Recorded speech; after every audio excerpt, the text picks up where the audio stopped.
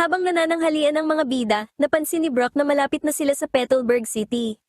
Nasasabik si Ash para sa kanyang laban kay Norman, pero muling ipinaalala sa kanya ni Max na malakas ang kanyang ama. Nagsimulang isipin ni na May at Max kung ano ang kakainin nila pagdating doon, lalo na't masarap magluto ang kanilang ina. Kukuha sana si May ng sandwich, pero kinain ito ng isang Pokemon. Nilulo ng Pokemon ang pagkain ni na Max, Ash, at Brock, at iniluwa pa ang plato ni Pikachu. Nagulat ang mga bida kung paano naubos ng gulpin ang lahat ng kanilang pagkain, pero sinabi ni May na mukha naman itong cute. Isang distress signal ang narinig na nag-uutos sa lahat na lumikas mula sa kanilang mga tahanan. Maya-maya pa, naglakad ang mga bida sa kalsada at wala silang makitang kahit isang tao sa paligid. Biglang sumigaw ang isang babae habang kinakain ng mga gulpin ang kanyang supply ng tinapay. Tinulungan siya ng Pikachu ni Ash, pero natalo ito sa dami ng mga gulpin. Hinila ni Ash si Pikachu palabas matapos itong mawala ng malay, habang mas marami pang gulpin ang nahuhulog mula sa mga vent. Dumating si Officer Jenny at ginamit ng kanyang tanggela ang vine whip para hilahin ang babae at ang mga bida palabas. Sinabi ni Officer Jenny na kailangan nilang lumikas at nagpa siyang dalhin ang mga bida sa isang lugar kung saan maaari silang magpahinga. Dinala sila ni Jenny sa Pokemon Center, kung saan pinamumunuan ni Nurse Joy ang sitwasyon. Namangha si Brock na magkatulong sina Officer Jenny at Nurse Joy, na naging dahilan ng kanyang pamumula, pero handa na si Max na parusahan siya. Napansin ni Ash na mukhang ibang uri ito ng Pokemon Center at sinabihan siya na isa itong Gulpin Defense Center. Isang matandang lalaki na ipinakilala ni Jenny bilang si Professor Jacuzzi, ang nagsabi na muling dumarami ang populasyon ng mga Gulpin. Taon-taon ay kinakain ng mga Gulpin ang lahat at sigurado si Professor Jacuzzi na papunta sila sa sentro ng bayan para ubusin ang natitirang pagkain doon. May plano na si Jacuzzi para pigilan sila habang papunta na ang mga Gulpin sa sentro ng bayan. Sa tulay, naghihintay ang mga bida at si Officer Jenny sa pagdating ng mga Gulpin. Nagpakawala si Jacuzzi ng isang rocket na naglabas ng isang dambuhalang Pokeblock para sa mga Gulpin. Naakit ng Pokeblock ang mga Gulpin na sinusubukang kainin ito. Pinindot ni Jacuzzi ang isang buton na naging dahilan para lumipad palayo ang Pokeblock kasama ang mga Gulpin. Gayunpaman, kinuha ng Team Rocket ang Pokeblock at inangkin ito. Inatake ng mga Gulpin ang balon gamit ang sludge, kaya bumaba ang balon. Sunod nito, gumamit ang mga Gulpin ng stockpile, at pagkatapos ay pinatalsik ang Team Rocket gamit ang Spit Up. Dahil dito, nahulog ang Pokeblock at nang masalo ito ni Brock, hinabol siya ng mga Gulpin.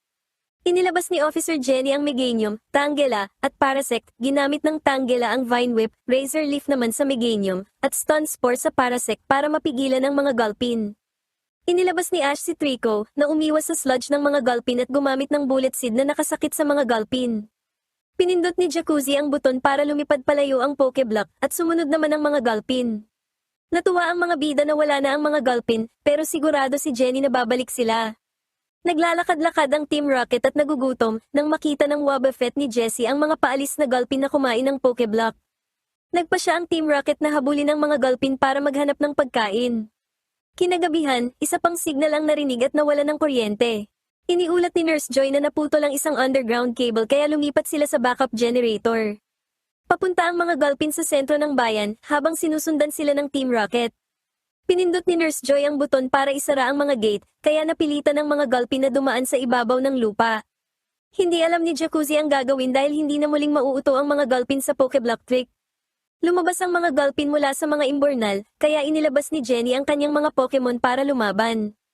Inatake sila ng Tangela, Meganium, at Parasect ni Officer Jenny, kasama ang Pikachu ni Ash. Gayunpaman, mas marami pang Gulpin ang lumalapit sa kanila at bumubuo ng isang linya.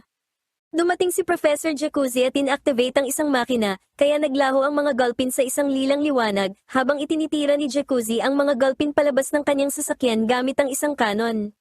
Paunti-unting hinihigop ang mga Gulpin para itira palayo, na ikinamangha ng mga bida sa planong ito. Isa na lang ang natira, pero nang ititira na ni Jacuzzi ang beam, huminto sa paggana ang makina. Sinubukan ng Gulpin na tumakas, pero inilabas ni Ash si Trico para labanan ito. Gumamit si Trico ng Bullet Seed, pero kinontra ito ng sludge attack ng Gulpin. Napaandar ni Jacuzzi ang makina, at habang gumagamit si Trico ng pound ay itinira ni Jacuzzi ang kanyang kanon. Pagdating sa loob ng makina, inatake ng Gulpin si Trico gamit ang stockpile at speed up, kaya nasira ang mga makina. Sinubukan ni Jacuzzi na ayusin ito, pero tuluyan ang nawasak ang makina. Muling nakalabas ng makina ang Gulpin at si Trico sa anyong liwanag, pero lumaki sila ng kasing laki ng mga gusali. Natakot si May na baka nag-evolve sila, pero sinabi ni Max sa kanya na hindi. Ipinaliwanag ni Jacuzzi na naapektuhan ng atake ng Gulpin ang makina, na naging dahilan ng error na ito. Tumakbo ang Gulpin, kaya humarang si Trico para pigilan ito. Lumikas ang mga tao sa lugar at nang itapon ni Trico ang Gulpin, gumanti ang Gulpin gamit ang sludge. Sa utos ni Ash, itinapon ni Trico ang Gulpin sa lawa. Paalis na ang Team Rocket bitbit ang pagkaing nakuha nila, pero nang lumipad ang Gulpin sa ibabaw nila ay umatake ito gamit ang stockpile at speed up, kaya tumalsik sila at nahulog nila ang mga pagkain. Muling gumamit ang Gulpin ng stockpile at speed up para umatake, pero iniwasan ni Trico ang atake. Pagkatapos umiwas ni Trico, lumiit na ito pabalik sa normal na laki.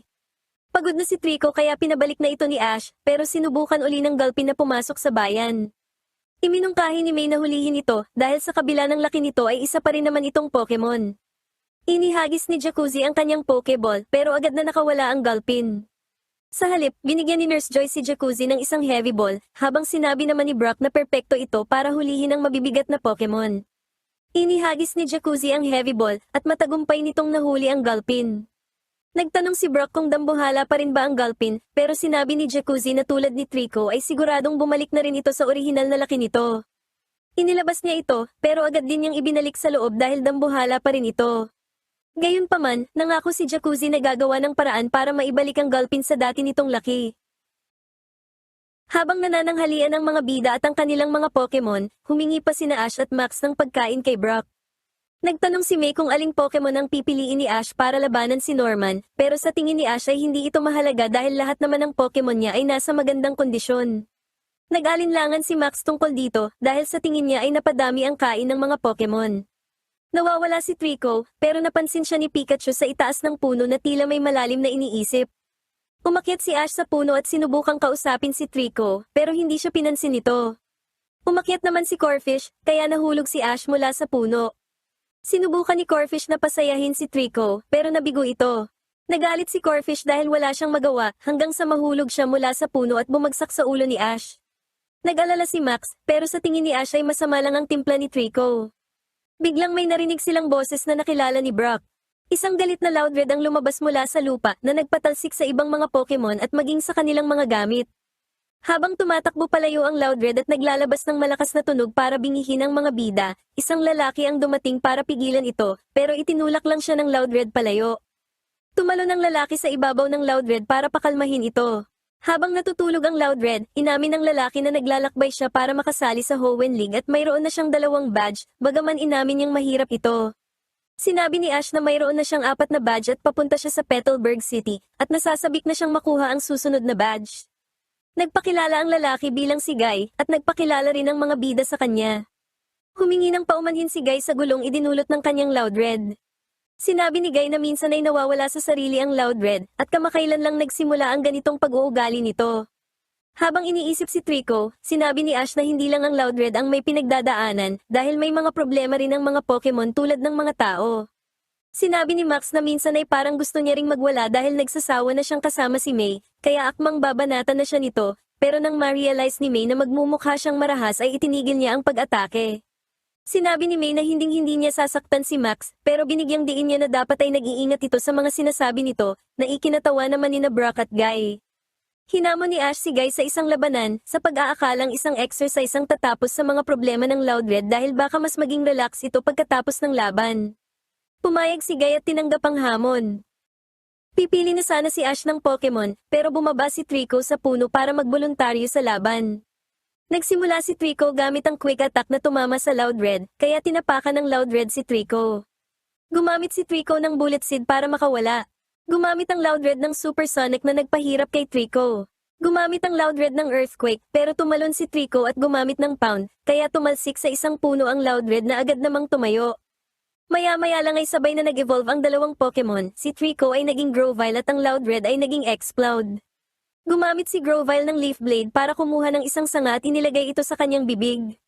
Muling gumamit si Grovyle ng Leaf Blade at kahit inutusan ni Guy ang Exploud na umiwas, hindi ito nakinig. Sa halip, gumamit ang Exploud ng Hyper Voice na labis na nakasakit kay Grovyle. Nagalit ang Exploud at nawala ng kontrol, kaya tumakas ito mula sa battlefield para mangwasak ng kahit ano. Gumamit si Grovyle ng Bullet Seed pero walang epekto, habang gumanti naman ang Exploud gamit ang Earthquake.